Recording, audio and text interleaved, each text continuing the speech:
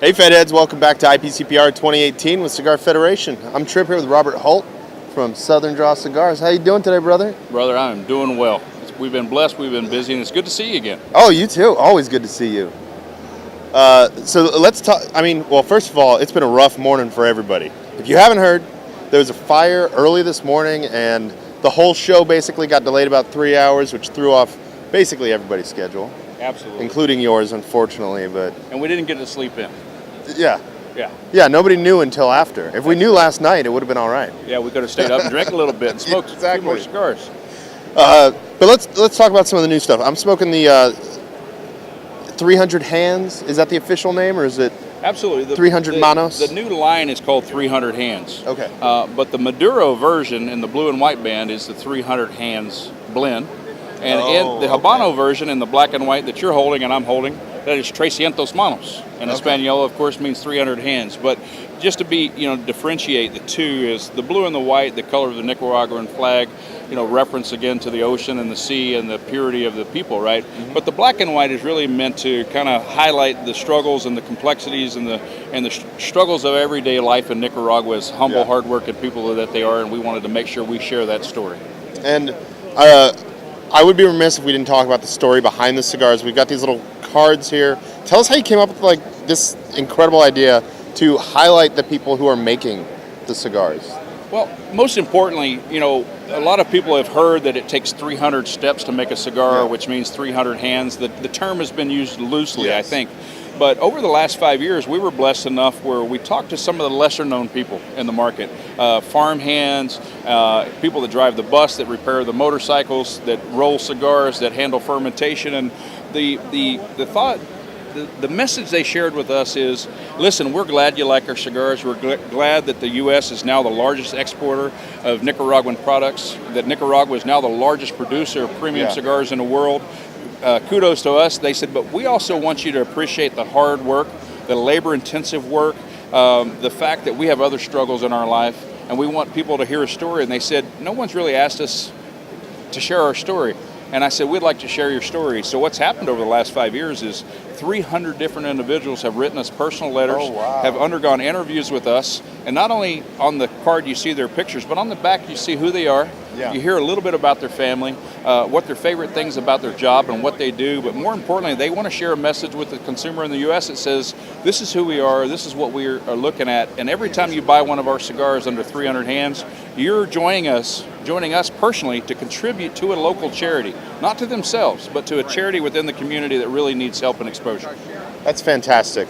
And I think part of the thing that makes that great is if you've never been to a cigar factory, you have a certain disconnect from the act of making a cigar. You know what goes on in cigar factories, but you're not seeing the people making the cigars. Once you've been in the cigar factory, you think about it. Every cigar, you think about the people in the fields, the rollers, the people sorting and everything. And I think that this does a really good job of highlighting that for people who haven't been to factories before. Right. The tagline for 300 Hands is, this is their story.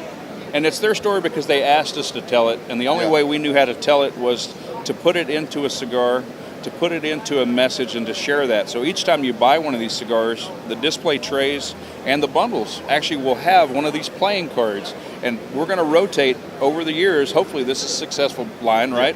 And we'll tell the story of all 300 of these people that have come to us and shared their story and been gracious with us. And I think the most important part of the message is they also joined us in supporting those charities by donating some of their labor to help us make the cigars, which allows us to keep that price point at $5.99 to $6.50 MSRP. Yeah. So I'm talking $10, $11 cigars that we're selling at 30-40% less. So everybody wins, I think, in this scenario. Yeah, I think so too. And now that we've talked about the message, let's talk about the cigars themselves. So first we'll start with the Habano, because that's what we're smoking. Absolutely. Well, the Habano is a Nicaraguan grown Habano with a Cameroon binder. And we really focus on the Corojo 99 and the Criollo 98 Nicaraguan grown binders and fillers. And what we've come with is a true medium cigar that Cameroon provides some incredible aroma and a incredible flavor profile, I think. But it's also a cigar that people that smoke mild, medium, and full can really step into the middle and say an everyday cigar for a great price.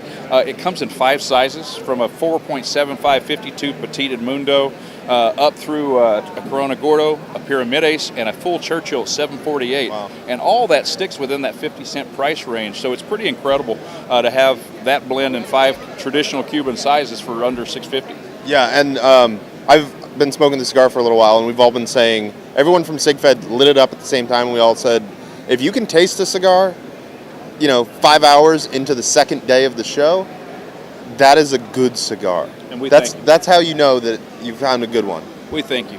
And, we complement that with people that like a little more body and a little more flavor is the 300 Hands Maduro, which is a Nicaraguan-grown Maduro with an Indonesian binder, a true Indonesian binder. And again, go back to that Corojo Criollo combination for the binder and filler, but really a medium plus, medium full-bodied Nicaraguan Puro, with the exception of that, Indonesian binder. Again, a lot of flavor, approachable, a good amount of spice. But I tell you what, it smokes so well in each of those sizes, where we've tweaked the blend in each of those sizes to really to give a unique experience, again, for a wonderful price.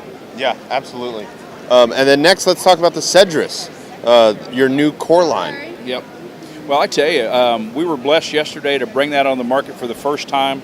It was originally the third blend that I ever blended. Wow. So it's been sitting there, but we released it in one size yesterday, and we really released it to our current retail partners as a reward to get it first in their hands. But this is again, it's a Bazuki Indonesian-grown Sumatra, TBN, Habano 2000 binder.